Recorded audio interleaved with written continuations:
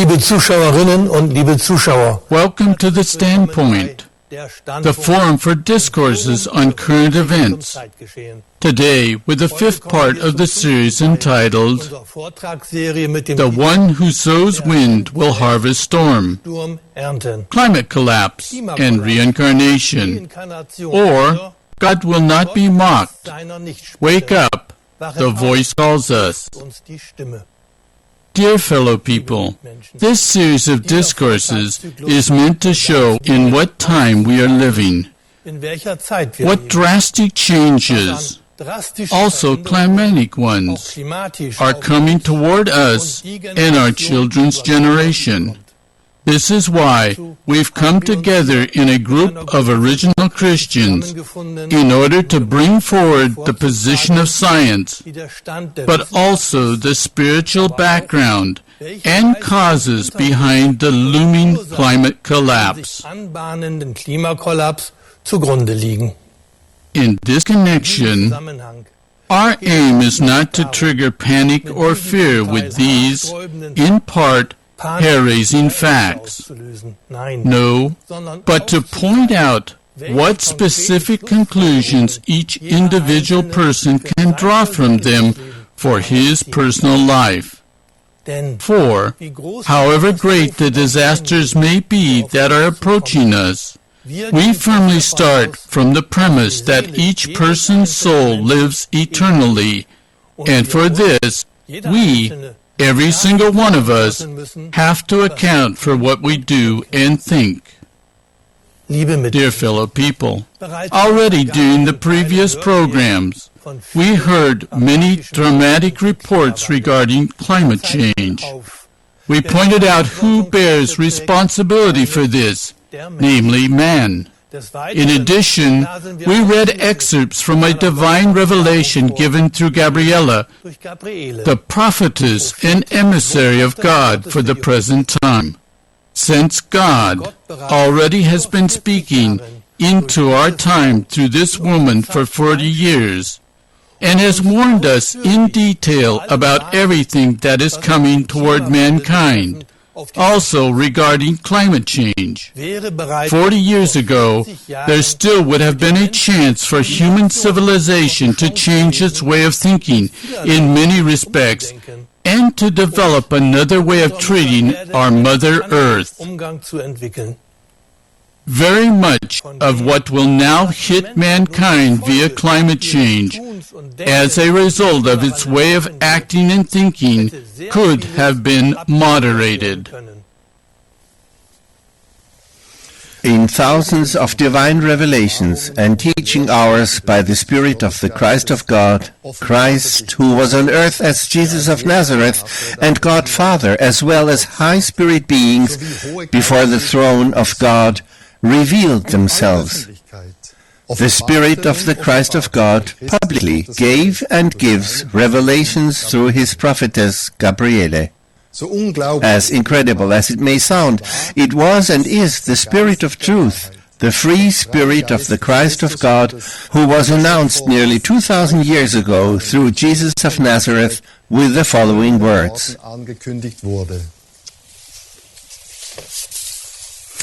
But when the Helper comes, whom I will send to you from the Father, the Spirit of truth, who proceeds from the Father, he will bear witness about me. When the Spirit of truth comes, he will guide you into all the truth, for he will not speak on his own authority, but whatever he hears he will speak, and he will declare to you the things that are to come. I'm firmly convinced that the All-Spirit, God, the Eternal, the Universal Life, is not the God of external religions and institutional churches with their hierarchy of priests. The prophetic Spirit of God, the free Spirit, blew and blows wherever he wants. And he blows mightily into our time, which is a time of radical change, a time of transformation. He blows, as he did already in earlier times, outside of the institutional churches, which for 2,000 years have opposed his prophetic word of love, mercy, and wisdom. That is my deepest conviction, for until today, the teachings of Jesus of Nazareth, including his Sermon on the Mount, are being crucified by such institutions. This is why I think it's no coincidence that in countless churches the resurrected Christ of God still hangs as the Jesus defeated by the priests on the cross for felons in the Roman system of justice, the so-called crucifix.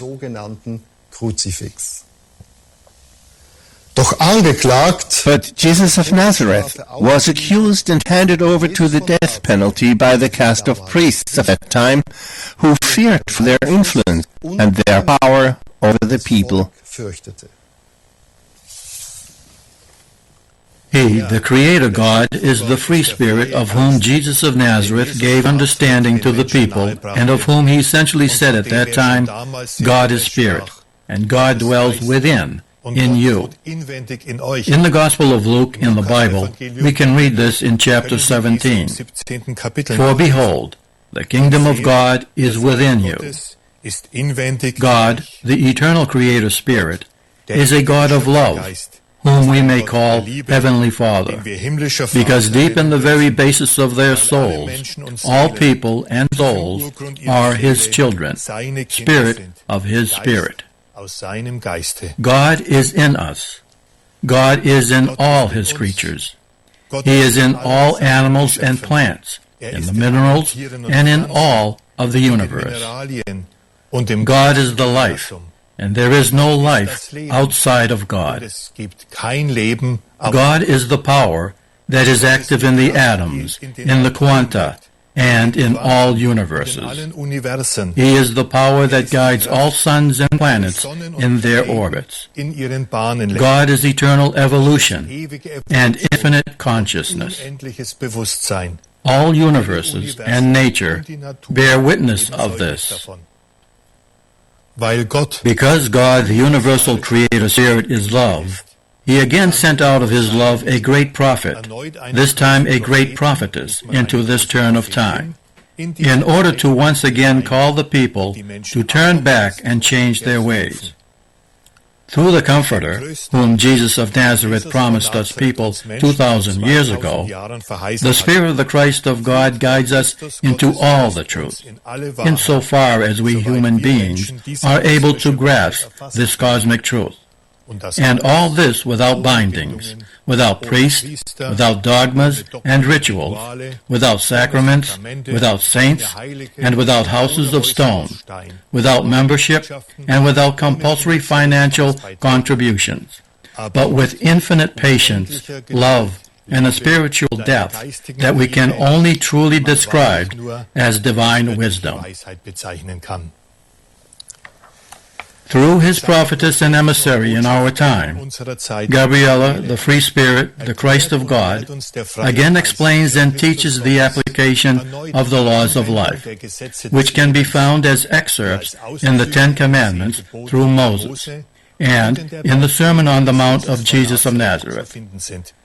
He teaches us how a person's soul can walk the path home to the eternal Father's house. Likewise, by way of the Ten Commandments of God through Moses, and the step-by-step fulfillment of the Sermon on the Mount of Jesus of Nazareth.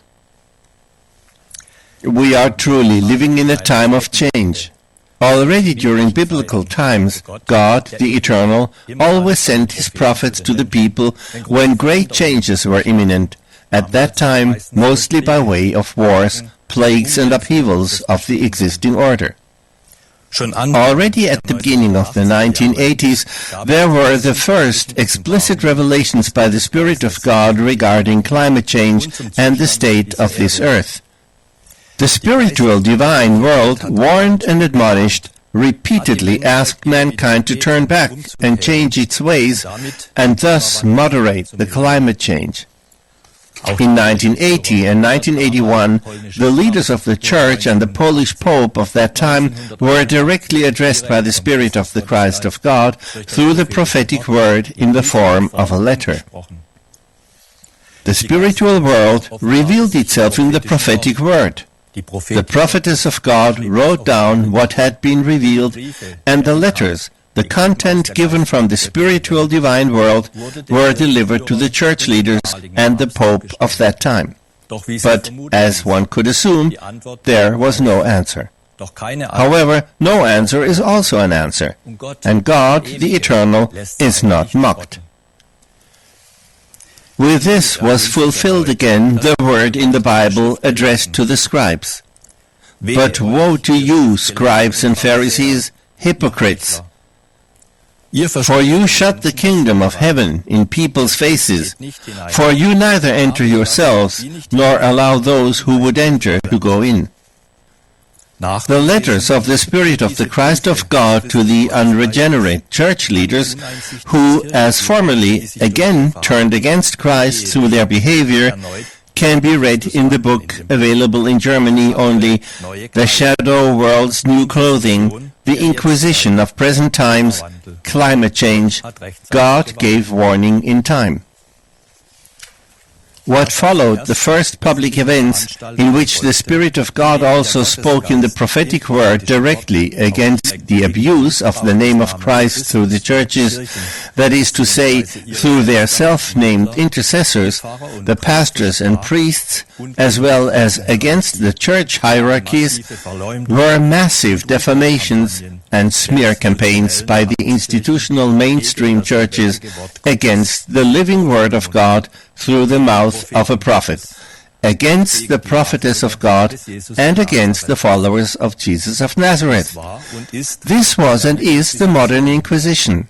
And just like the abominable former Inquisition was the lackey of the adversary of God, so did the modern Inquisition also prove itself to be an ecclesiastical means of acting against Christ and his followers. In other words, the fight of the old serpent, as it already says in the Bible, against the followers of Jesus of Nazareth was continued, just as it was done in the times of the previous Inquisition, only this time using other means.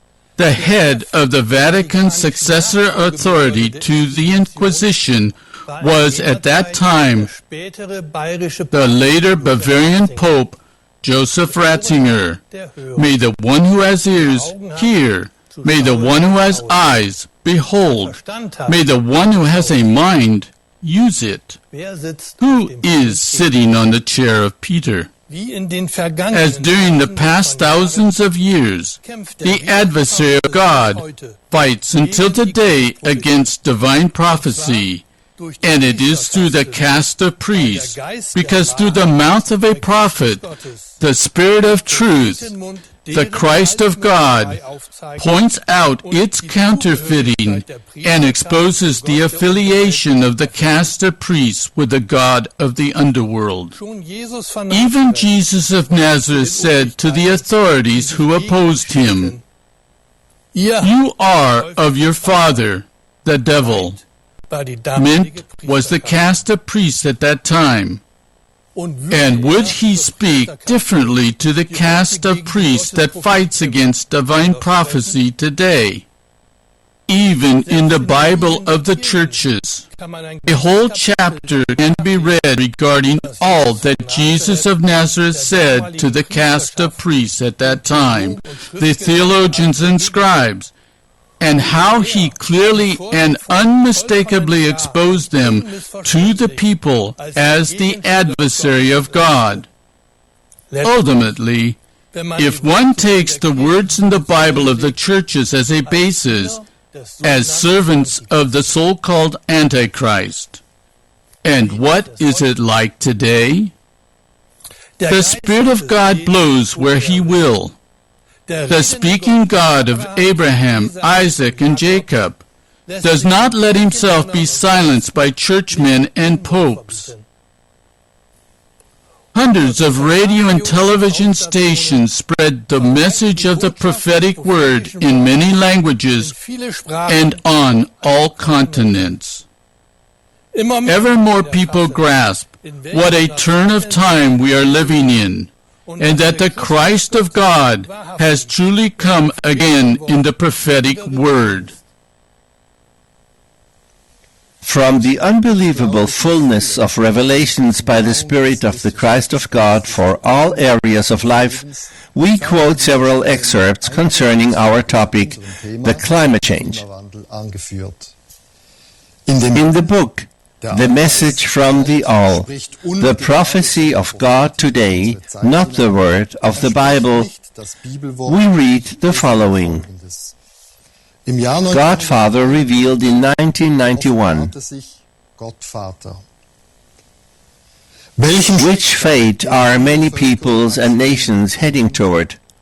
The fate of destruction and devastation. Jesus of Nazareth said what would come if the people do not turn back and change their ways.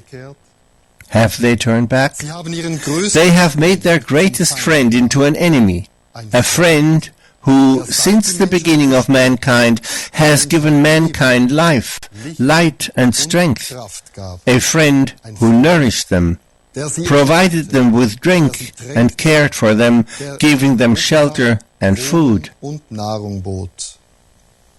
The friend was the planet Earth with its atmosphere. What have people done with this friend, with the planet Earth? They poison nature. They violate the entire Earth. They explode the atmosphere. Yes, they wipe out life with bombs. The planet Earth has to endure the most horrible substances. Many people care little whether the good friend suffers or whether it remains healthy. The good friend is sick. Yes, it is poisoned by chemical substances, by atomic tests, by the pollution of the waters, and much more. It is so sick, the good friend, that it has now become man's enemy. And no nation can be victorious over this enemy. No nation can stamp it out and flatten it with bombs. No nation can kill it, regardless of what weapons it uses. No nation can slaughter this enemy, stamp it down, or hurl it into squalor and horror. It shakes itself, and what it brings forth is what man has bombed into the good friend, destruction. And so the aggressions will die down. And the earth will shake off all humanness, everything that was inflicted on it by man. And the oceans will cover up much. End of quote. Liebe Mitmenschen, der Christus Gottes, Dear fellow people, the Christ of God who was on earth as Jesus of Nazareth revealed the following in 1993. O you people, are you aware that you cannot live without nature, without animals, plants, and minerals? I say to you, nature is dying, and the sinful human race is dying out. Do not use any more artificial means, that is, artificial substances.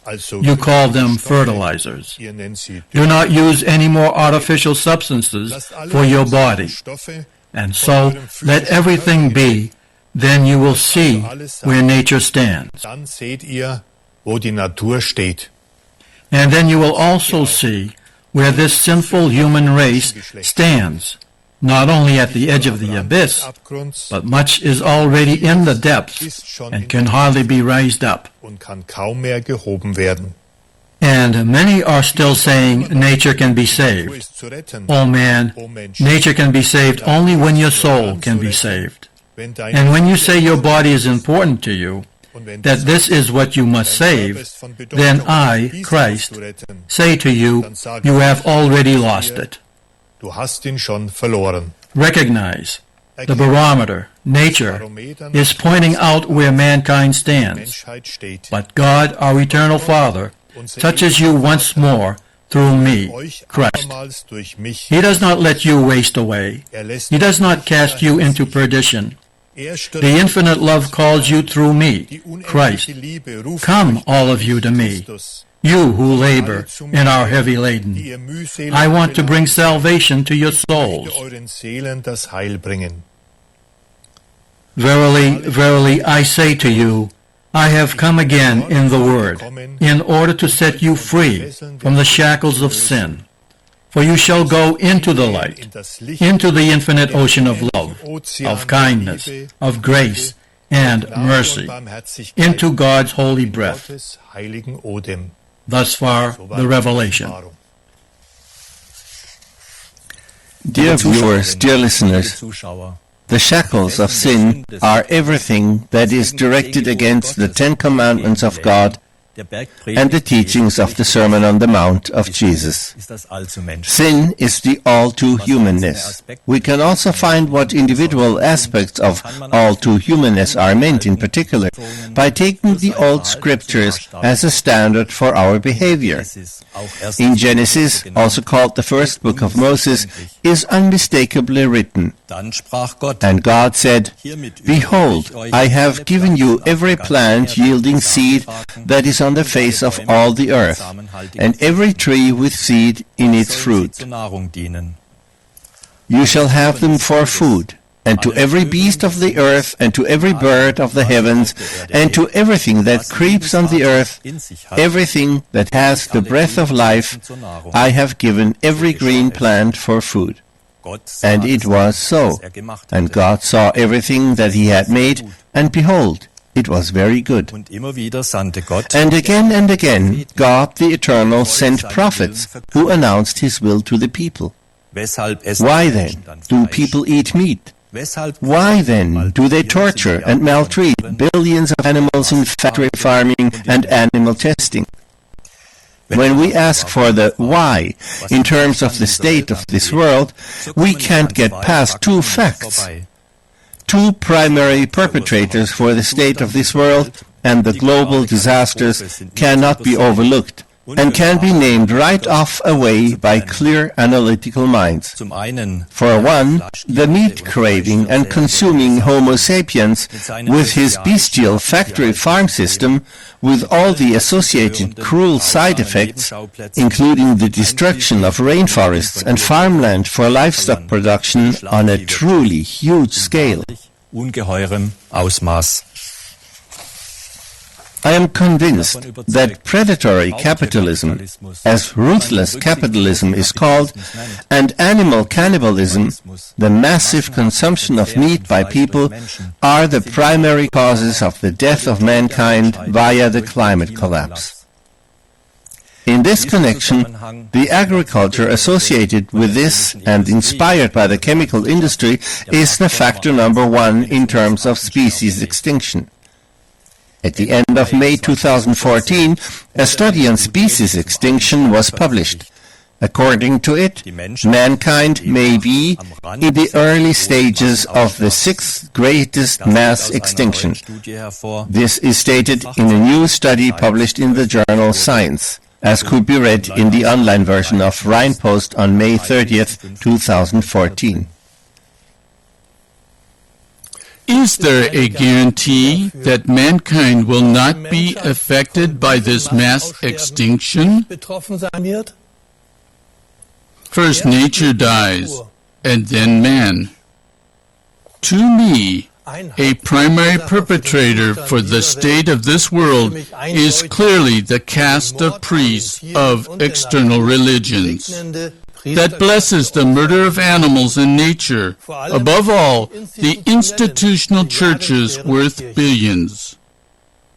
And when, in addition, the word Christian is tacked on as a label merely for the sake of appearances, to deceive the people, then, until today, the teachings of Jesus of Nazareth are being crucified in this way. Even when one or the other representative of this caste says that we should preserve creation. I view this as a cliché, that is, a mockery of Jesus of Nazareth, because in practice, the opposite was and is brought forth. Particularly in the past 2,000 years, mankind has continually trampled God's creation underfoot, and neither church laws nor documents prevented this. No, they have largely even justified this behavior and laid the groundwork for it.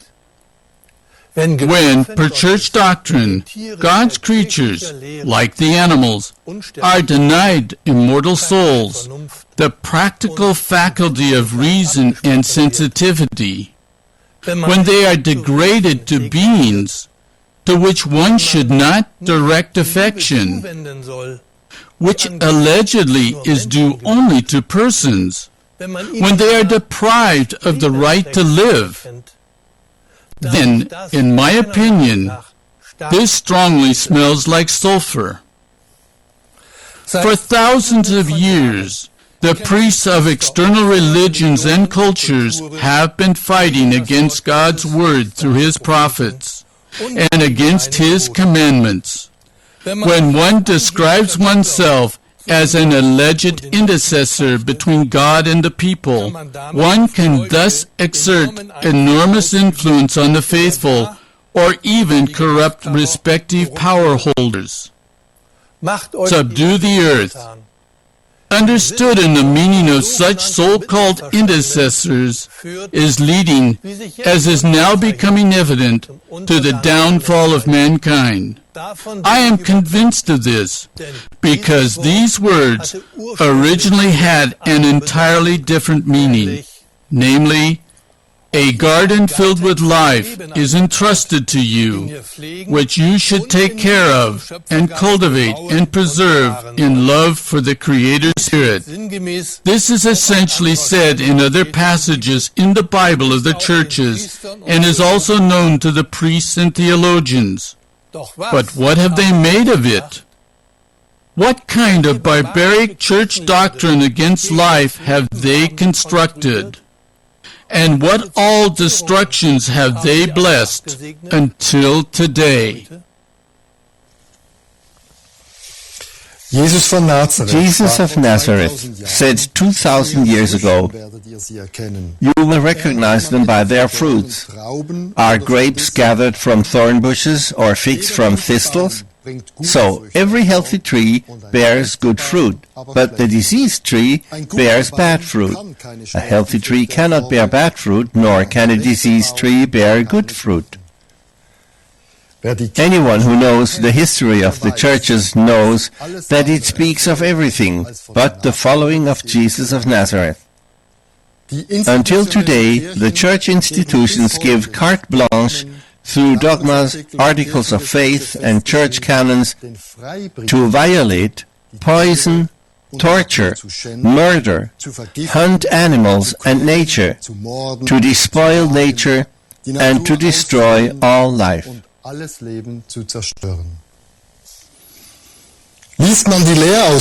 we read the Church's declarations of doctrine regarding the animals, then we know what powers these state-subsidized institutions truly serve. In the Catholic Catechism, under number 2417, it says, "Hence it is legitimate to use animals for food and clothing. They may be domesticated to help man in his work and leisure. Medical and scientific experimentation on animals is a morally acceptable practice if it remains within reasonable limits and contributes to caring for or saving human lives." At this point, we want to interpose a question. What, if you please, is morally acceptable? Such gruesome fantasies of blood and violence as are so profuse in the history of the Church? And further, under number 2418, It is contrary to human dignity to cause animals to suffer or die needlessly.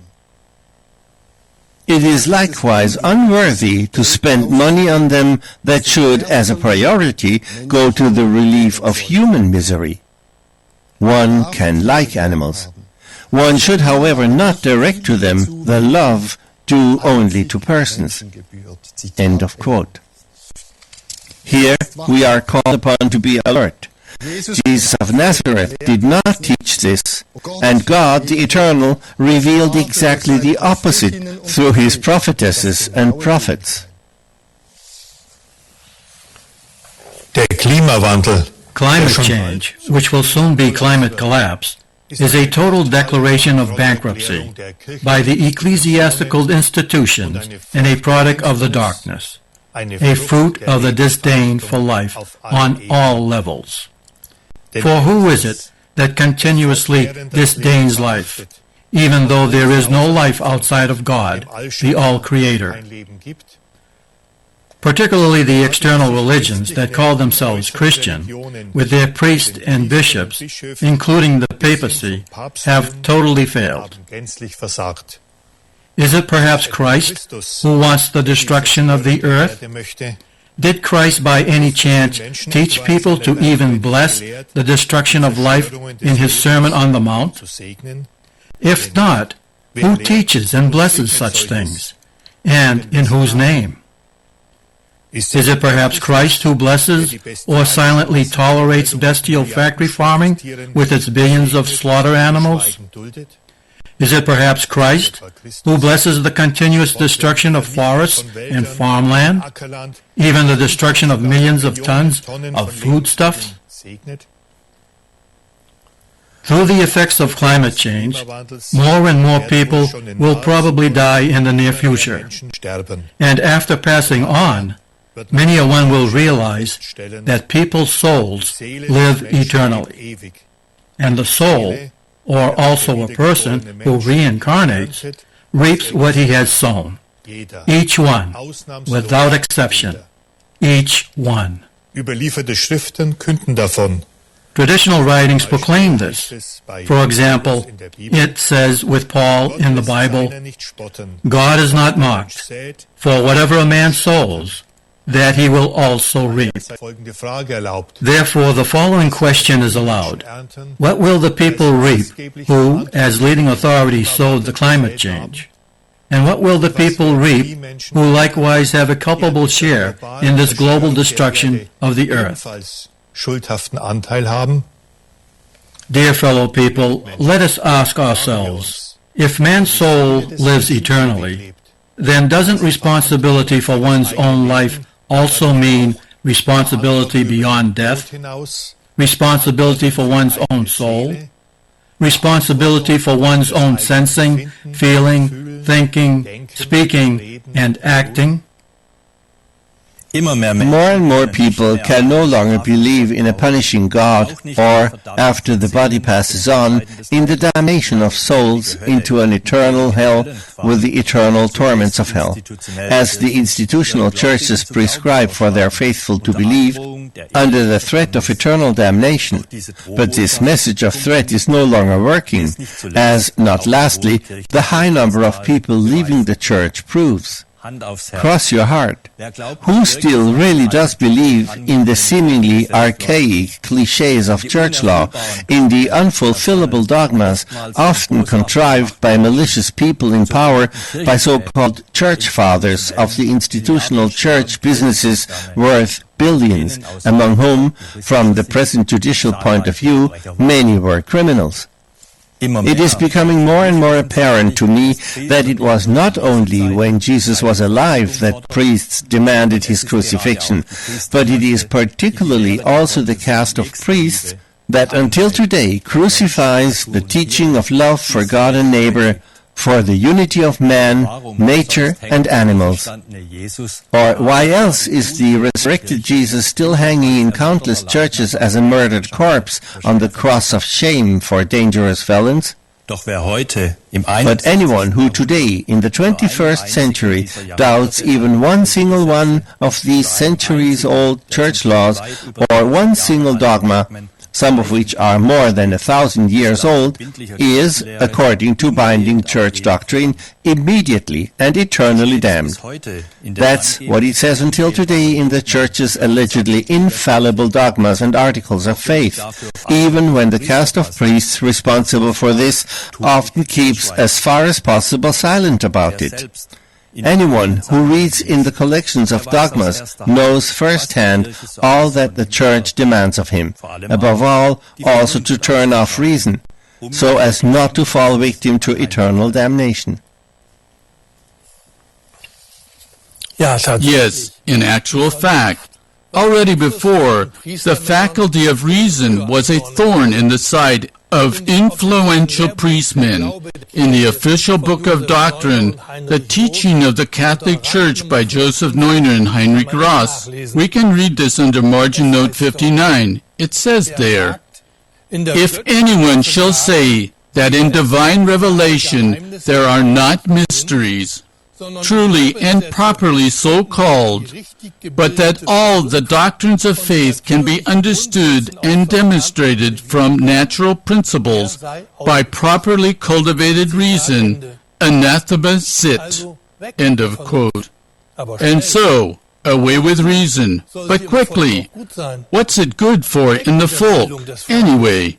Away with education of the people, if it damages the exercise of power of just a few. Dear fellow people, isn't everything better today? Everything different? I don't think so, for the present head of the Catholic Church doesn't think and talk much differently either. According to Radio Vatican on April 20, 2013, Pope Francis prayed at an early Mass in the Vatican Guest House, Santa Marta. I quote, "May the Lord deliver us from the temptation of common sense." End of quote. If we look at the state of this world, in many respects, we receive the proof that especially the mighty in politics and economy, the nobility, in any case since time immemorial, are eager to follow the words of the respective pope in unreasonable tradition, as it were. However, absolute unreason has brought mankind to the point that in 2 to 3 generations at the latest, it will reach the brink of extinction. Basically, a pope is mocking and ridiculing the believing people here, and the intellectual elite of the Western world and the so-called Christian world, to wit with the following words. They are Christians, of good sense only, so to speak. They are satellites. Such Christians have succumbed to the temptation of worldly prudence. End of quote. With this, Pope Francis is criticizing the faithful, who based on their common sense have inwardly distanced themselves from the Church and, comparable to a satellite, only orbit around the center of the Church from afar. And his conclusion is therefore, I quote again, "May the Lord deliver us from the temptation of that common sense." That Pope Francis himself has such a peculiar relationship to common sense, and not just today, is shown by a quote from one of his books. I quote, "The worst thing that can happen to a person is that he let himself be led by the will-o'-the-wisp of reason." End of quote. Here, I ask myself, why, despite such church doctrinal statements and dogmas that are degrading and contemptuous of life, do people still sit tight in these administrative centers of faith? Does this have something to do with the intimidation of whole rural communities and levels of society with manipulation, pressure, coercion, fears, or perhaps with one's whole personal career plan? Above all, where one's own advantage is concerned, a career pupil can benefit from the entanglement of state and church. Of course, the corresponding return service is also expected. Or does it perhaps have to do with state legislature that grants the German churches subsidies worth billions and that should then pay off for the corresponding politicians at the elections?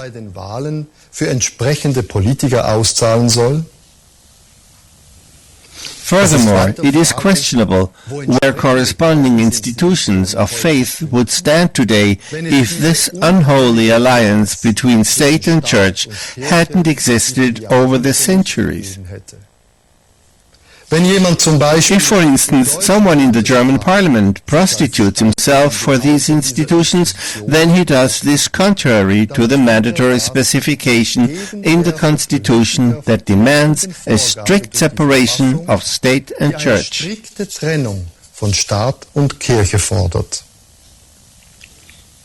Many citizens find it totally absurd, improper and abnormal that, for instance, bishops are paid directly or indirectly by the state, even though it says in the Constitution there is no state church.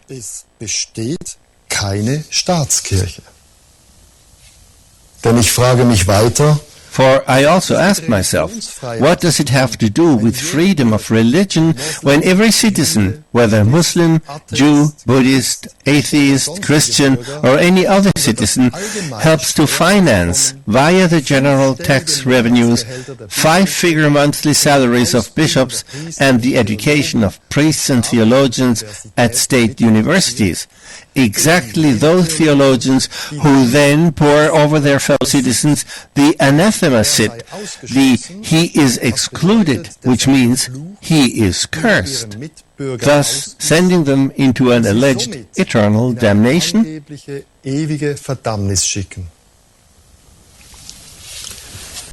In daily life, that means, first of all, that honest tax-paying citizens are ostracized and totally ignored, merely because they don't tell the institutional businesses of faith what they want to hear. And then, this is still called freedom of religion. When clerics utter these words and demand freedom of religion, then it looks like this is done primarily in view of ensuring the billions in tax monies. And the main point here is that the subsidies and concordats are maintained. What are such agreements other than unjust privileges against dissidents? Equality is being trampled underfoot here. Who would at this point claim that this is still about beliefs? Important seems only that the people pay and pay and pay. Everyone should be allowed to believe whatever he wants to. But why should those who believe differently, or not at all, also help finance the jamboree, the obscure antism of the church institutions, and their own exclusion from society, as is the case in Germany, through the billions in subsidies for the churches? What does that have to do with the freedom of religion anchored in the basic law, that is, the Constitution? The victims of this institutional religious system include, above all, our fellow creatures, the animals. For who allowed man to pen up, hunt, and consume God's creation, the animals? Was it God the Eternal, or was it merely the all-too-human priest? Even in the Bible, God the Eternal speaks totally differently than the priest.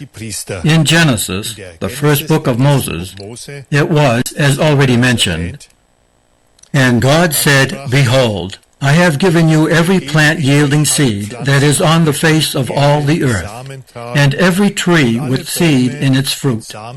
You shall have them for food. And to every beast of the earth, and to every bird of the heavens, and to everything that creeps on the earth, everything that has the breath of life, I have given every green plant for food. And it was so. And God saw everything that he had made, and behold, it was very good. End of quote. However, until today, the priests and theologians brazenly claim that God suddenly changed his mind after the deluge. And in the Bible of the churches, it says the following, several chapters later. The fear of you and the dread of you shall be upon every beast of the earth. Into your hand they are delivered. Every moving thing that lives shall be food for you, and as I gave you the green plants, I give you everything. This Bible passage, which contradicts the creation story in the Bible, stemmed from a written document that theologians call the priestly source, because it was written by priests.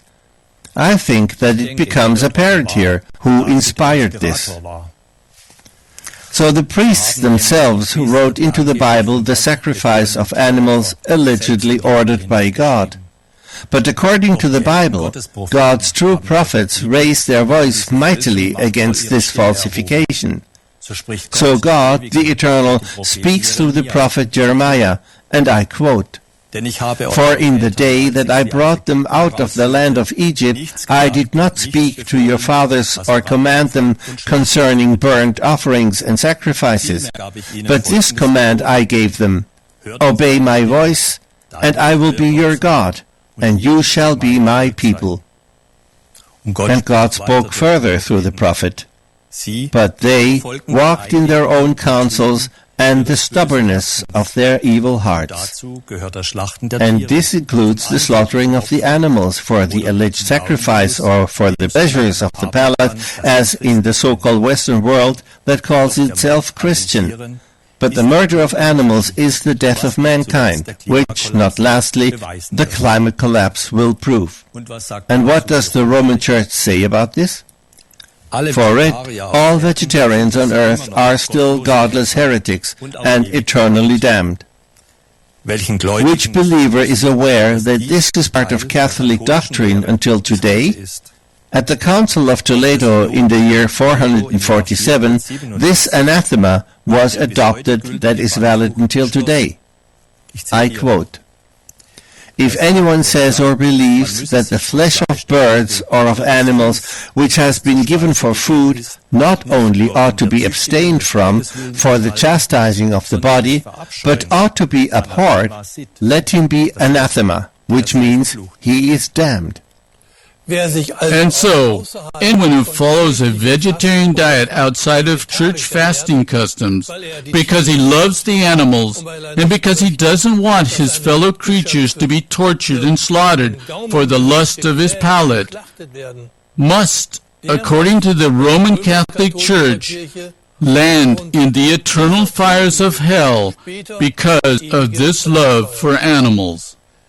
Under Pope John III, at the First Synod of Braga in the year 561, this terrible doctrine was then strengthened by another anathema against vegetarians, which likewise until today is part of the binding doctrinal statement of Catholicism. This anathema reads, If anyone considers the foods of the flesh unclean, which God has given for the use of men, and so abstains from these that he does not taste vegetables cooked with meats, let him be anathema.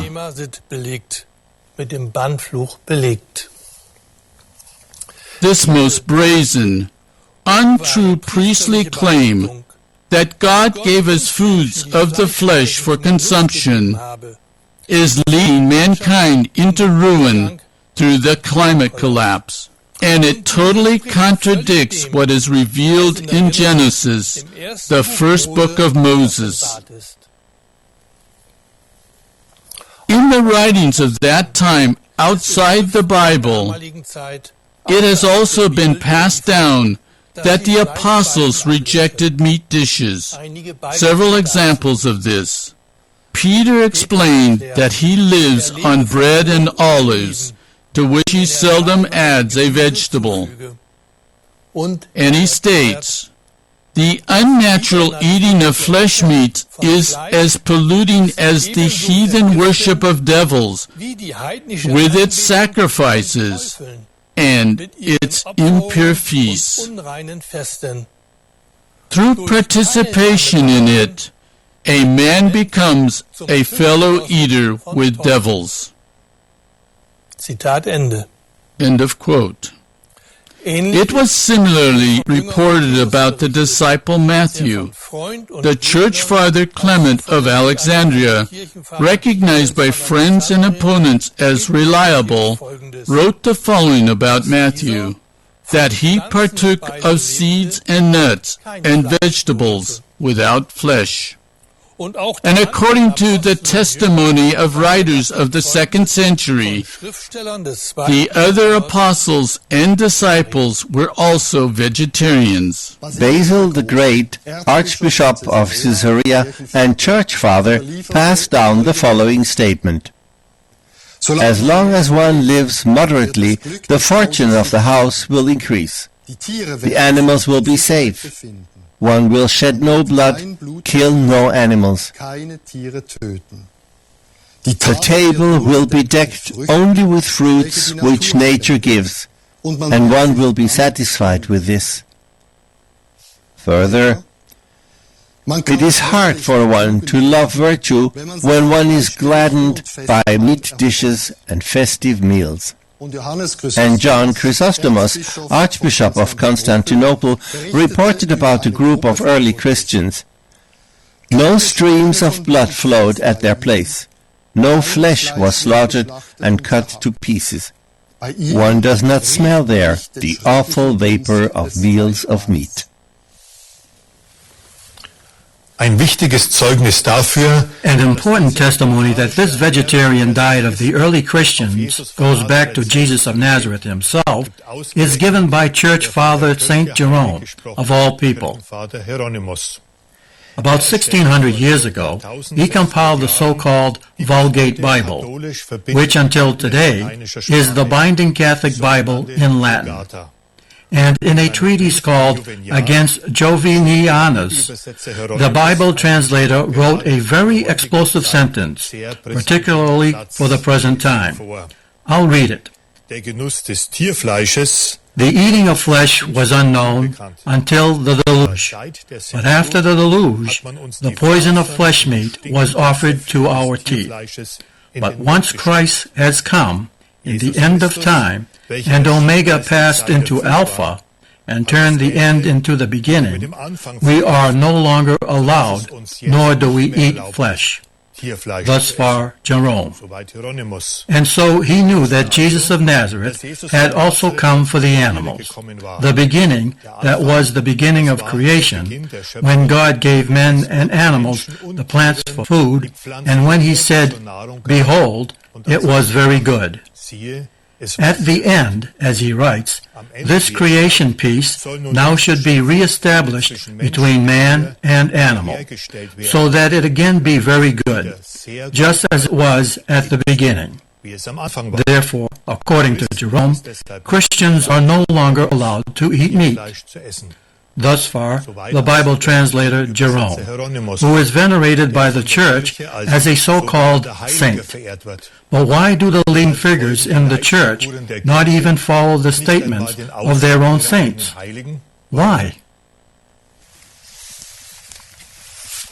But here Jerome, too, has to put up with the question, why then is the Christian teaching presented here not also included in the Latin Bible compiled by him? Even though there are so-called apocryphal writings outside the Bible in which it is reported without a doubt? So, did Jerome let himself be misused to compile a Bible whose texts the caste of priests and church generations before him had already falsified in many cases? So Jerome evidently knew a so-called original Gospel of Matthew, the content of which differed greatly from the later Bible text. But one thing seems clear.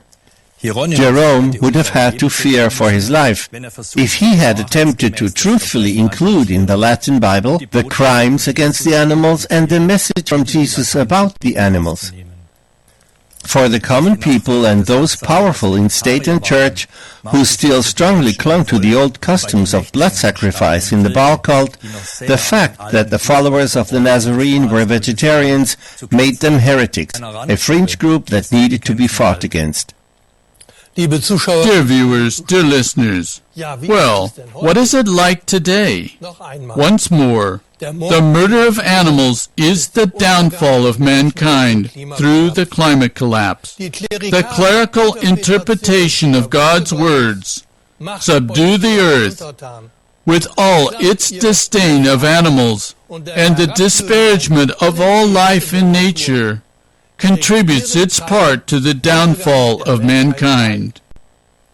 Dear fellow people, we've now reached the end of the 5th program in this discourse series, Climate Collapse and Reincarnation, or God Will Not Be Mocked. Wake up, the voice calls us. We wish you clear thoughts for the coming time, and stay alert. Until next time, all the best and goodbye. Greetings in God.